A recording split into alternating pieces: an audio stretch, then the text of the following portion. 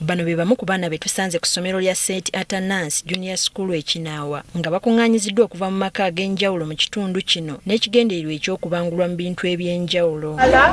We tutuukidde mu kifo kino ng'abaana bano bagabanyiziddwamu ebibinja eby'enjawulo okubaako bye bayigirizibwa omuli okufumba, okwoza, okukola ice cream, okubuulirirwa n'ebirala. Okusinziira ku Eric Eliabu Lutakome yatandikawo enteekateeka eno ku lw'ekyalo, bakizuula ng'abazadde bangi bakeera kugenda kunoonyeza abaana kyakulya olwo bba abaana ne basigala awaka okutaayaaya. Wano tuli Kampala, abantu bakeera ne bagenda ne bakola, abapangisa ne balandiroodi.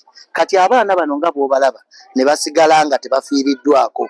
Mu butafiibwako ne batayaaya ku kyalo, ne batandika okuzza emize, ne bafuna embuto, kwegamba emisango ne gibeera mingi ku kitundu, n'abaana okwonooneka ne future yaabwe okufa. Kino kiviiriddeko abaana bangi okufuna ebikoosi okukkakkana nga bayiza emize emikyamu. Kize tugaane community ze tuwangaaliramu zirimu abantu bangi ab'enjawulo, ab'empisa embi n'empisa ennungi.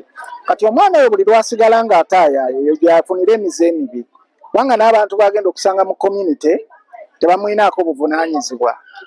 Ne bw'anaamulaba ng'akola ensobi tajja kufaayo. Kati ekyalo nga kimaze okulaba embeera eno kyatandikawo ekibiina kye baatuuma Kinaawa United to Develop n'ekigendererwa ky'okukumaakuma abaana bano okulaba nga bakuzibwa mu ngeri ennungi. Abaana bano bazadde baabwe tebaliwo wano, bali ku mulimu, naye abaana baabwe bali kugunjulwa. Tuli kwogerako nabo ensi bw'efaanana. Kibiki bye beetaagisa nga bakuze. Jjukira bw'okula ensi ekulamula bubwo, ensi ekulamula okusinziira gye wakulira n'ekulamula ne bw'ofaanana.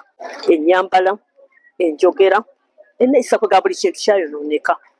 Ne twagala tugezeeko okuwumbawumba tulabe oba kinaakola kinadda.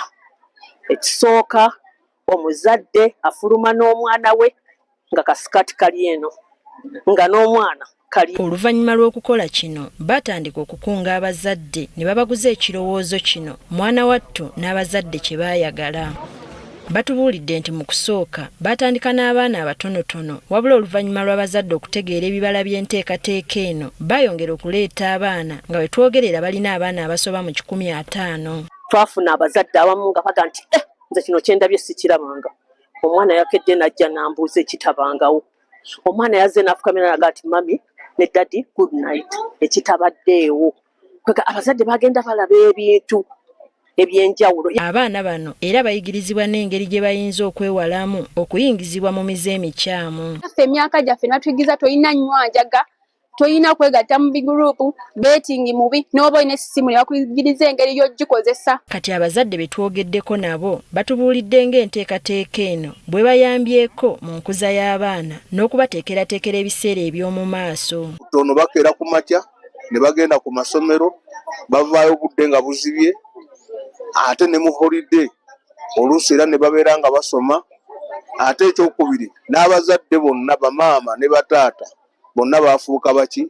Bafuuka bakozi. Tukubiriza abazadde bw'owulira initiative ng'eno mu community eyo yonna gy'oli ne bw'eba si Kinaawa, omwana mutwale yeeyunge ku banne, oba oli awo bingi byajja okuyiga n'empisa embi z'abadde akola ye nga tamanyi nti mbi, wali azitegeere era abe ng'azeewala. Ekisinga okuba ekirungi nti enteekateeka eno ya bwereere ng'eyamba abaana ba kitundu kyabwe. Tetulinaako omukono gwa muntu yenna, wabula twekolamu mulimu ng'abazadde. Ne twegulira ebintu byaffe ate ne tukuŋŋaanya abaana baffe mu kifo kye twesiimidde ne tuba nga tusobola okwogerako gye bali. Ba abaana abatendekeddwa balaze essanyu olw'ebyo bye bayize. Nkize nga mbadde simanyi kuwaata era njiza okuwaata, banjigiriza okuwaata. Bayitidde omwana okuyiga nti n'oba tolina muzaddewo abantu abalala osobola n'abatyakale ng'oli nabo. Baana abamu tebamanyi ngeri gye weeyisaamu, bamanyi bazadde baabwe balina obbuuza. Naye omwana ava wano ng'amanyi obbuuza, amanyi okwebaza. Tutegeezeddwa nti enteekateeka eno ebeerawo mu buli luwummula ng'abaana bakomyewo awaka. Teddy Nakaliga agaffe eyo ku Spark TV. Owaata bulungi